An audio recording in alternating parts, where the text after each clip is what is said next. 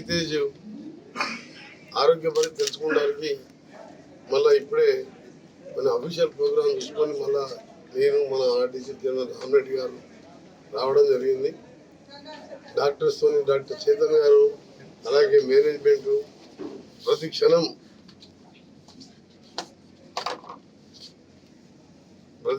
Doctors Chetan గారితో పాటు hospital management hospital duty doctor అందరూ బాగా చూసుకుంటున్నారు. కంటికి అలాగా అట్లనే చేసి దీన్ని మామూలు మర్కింగ్ చేయాలని కొద్దిగా ఇంప్రూవ్మెంట్ అనిపించినా పిలిచినప్పుడు కళ్ళు చూసినట్టు అనిపిస్తుంది తప్ప ఇంకా పెద్ద మేజర్ ఇంప్రూవ్మెంట్ లేదు.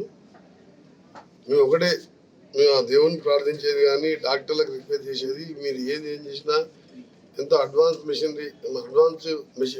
మెడిసిన్స్ ఎక్కడున్నా తెప్పించి ఇంకా second third opinion different from hospital neuro physician వాళ్ళ సజెషన్ కూడా తీసుకొని ఆ అబ్బాయిని బతికించాలని ఇప్పటికే మనం అనుకోని సంఘటనలో జరిగిన స్టాంపేడ్లో రేవతిని కోల్పోవడం జరిగింది. భర్తను చూస్తేనేమో ఒక మామూలు ఆర్యవైశ్య కుటుంబంలో పుట్టి కిరాణా షాపులో పనిచేస్తూ అతనికి దురదృష్టవశాత్తు లివర్ ట్రాన్స్ప్లాంట్ అయింది. అది కూడా వాళ్ళ భార్య లివర్ ఇచ్చి ఈయనకు ప్రాణం పోసి ఆమె చనిపోవడం ఇవన్నీ చూస్తుంటే ఎంత అనిపిస్తుంది అంటే అసలు ఒక నిమిషం కూడా నేను కూడా అదే సినిమాటోగ్రఫీ మినిస్టర్గా ఈ ఇన్సిడెంట్ జరిగింది సినిమా థియేటర్లో కాబట్టి యాజ్ ఏ కన్సర్న్ మినిస్టర్గా నాతో పాటు వేలాది మంది ముఖ్యమంత్రి గారు కూడా ఎంతో దీంతో ఆయన ఆవేదనలో ఉన్నాడు. నిన్న మాట్లాడినప్పుడు కూడా ఎట్లా ఉంది ఏంది అని ప్రతిదీ అడుగుతున్నానంటే ఇలా ప్రతి ఒక్కరు కూడా తెలుగు రాష్ట్రాలలో కలత చెందిన విషయం. ఒక సినిమా స్టాంపేడు చిన్న మిస్టేక్ కమ్యూనికేషన్ గ్యాప్ కానీ పోలీసు వాళ్ళకి ఇచ్చిందని వాళ్ళు మాకు చెప్పలేదని ఇవన్నీ కూడా ప్రెస్కు రావడం ఇవన్నీ కూడా స్టాప్ చేయాలన్నదే నా రిక్వెస్ట్. తప్పనిసరిగా నాకు నమ్మకం ఉన్నది.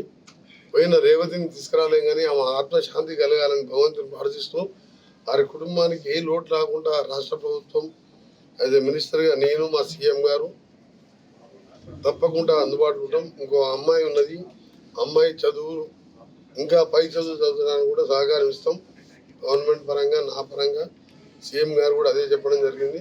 అదే చెప్పమని చెప్పి నన్ను ఎంక్వైరీ చేసి మళ్ళా కూడా ఎప్పుడు కలిసినా ఇదే ఎట్లా ఉందో అబ్బాయిది అని చెప్పి మాట్లాడుతున్నాం.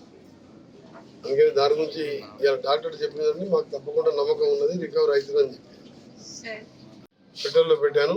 చాలా తప్పుడు చర్యలు ఇవి.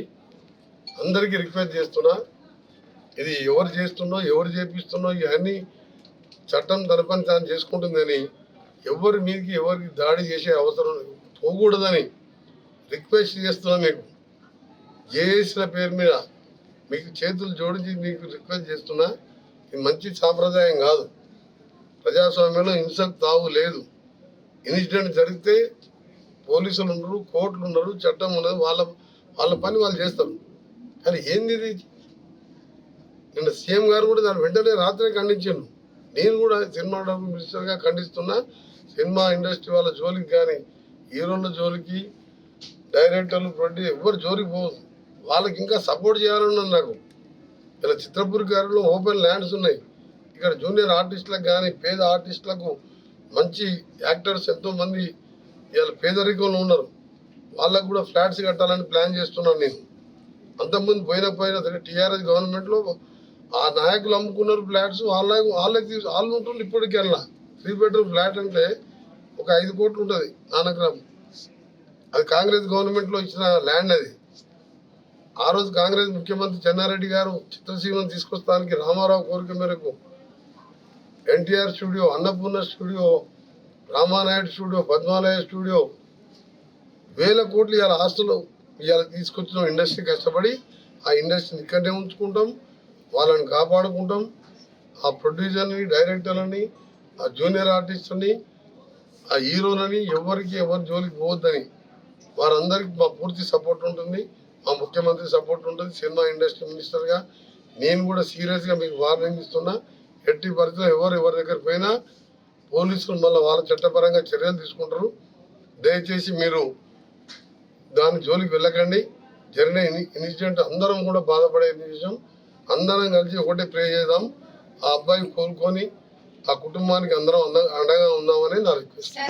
ఇక్కడ పోదు సినీ ఇండస్ట్రీ మద్రాస్ కంటే ఎక్కువ ఫెసిలిటీ ఉన్న స్టేటు ఇండియాలో. రామోజీ ఫిలిం సిటీ లాంటి ప్రపంచ స్థాయి సినిమాలు, హాలీవుడ్ సినిమాలు వచ్చి ఇక్కడ షూటింగ్ చూస్తుంటే నువ్వు తరలిపోతున్నాయని అడుగుతుంటే ఇవన్నీ మీరు సోషల్ మీడియా అందుకనే చెప్తున్నాను. అందుకనే ఇవన్నీ రాజకీయాల కోసం ప్రతిదీ రాజకీయం మాట. ఇంత పెద్ద ఇన్సిడెంట్ జరిగి నాకే ఇవాళ నాకు నా కుటుంబంలో ఒక సభ్యురాలు పోయినంతగా బాధపడుతున్నాను నేను. ఎందుకంటే ఈ చూసిన తర్వాత ఆ కుటుంబం పరిస్థితి చూసి.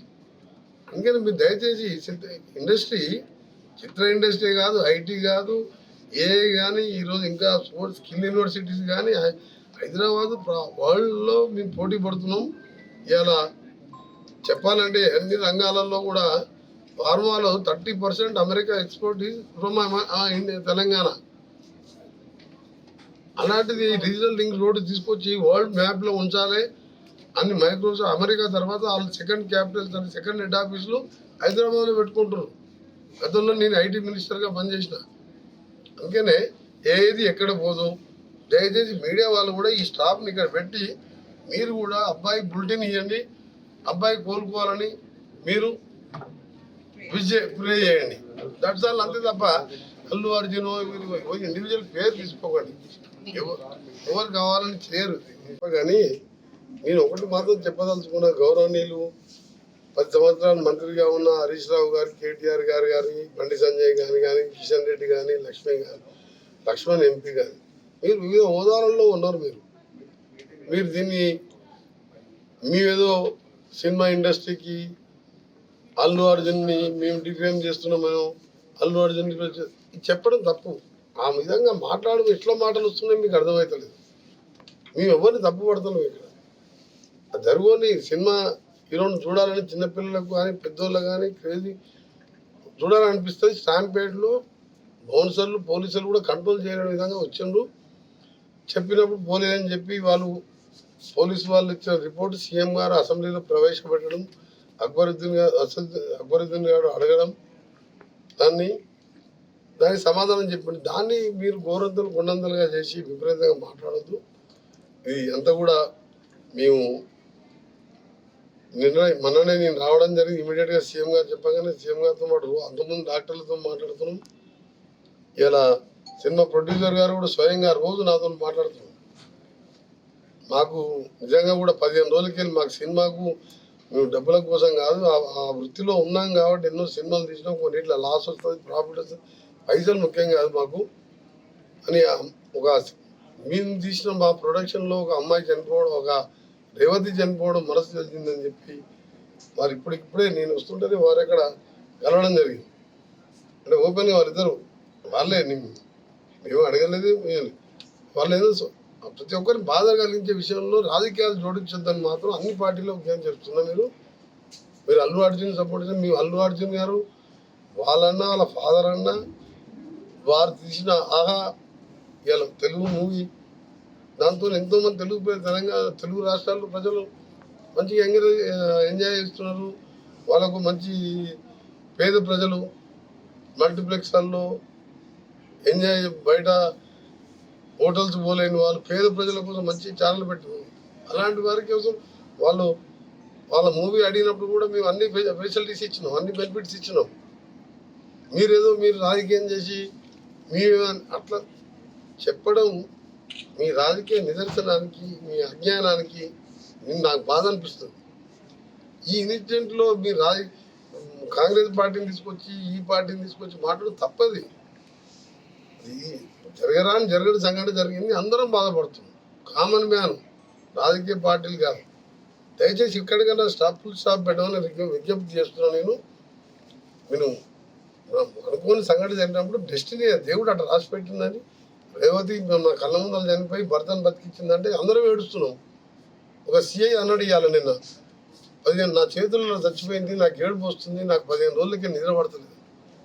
అట్లా ప్రొడ్యూసర్ కానీ, నేను కానీ, వీళ్ళు కానీ, అందరూ ప్రస్తుతం కానీ ఇలాంటి టైంలో రోజు ఒక నాయకుడు మాట్లాడడం, ఇప్పటికెళ్ళి నేను రాజకీయాలు మాట్లాడుకుని నేను అవసరం ఉంటే నేను మొన్న చెప్పినా మళ్ళీ ఇవాళ వస్తానని చెప్పి రేపు వస్తాను.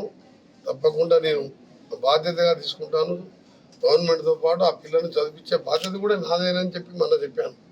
కోమటిరెడ్డి ప్రతీక్ ఫౌండేషన్ నేను మనీ గురించి అని కాదు, తల్లి లేని పిల్లలు, ఆయన ఆరోగ్యం బాగాలే, ఆయన చేసేది 20-30 వేలు నౌకర్లో 20,000 రోజు లివర్ ట్రాన్స్ప్లాంట్ ట్యాబ్లెట్ వేసుకోవాలి.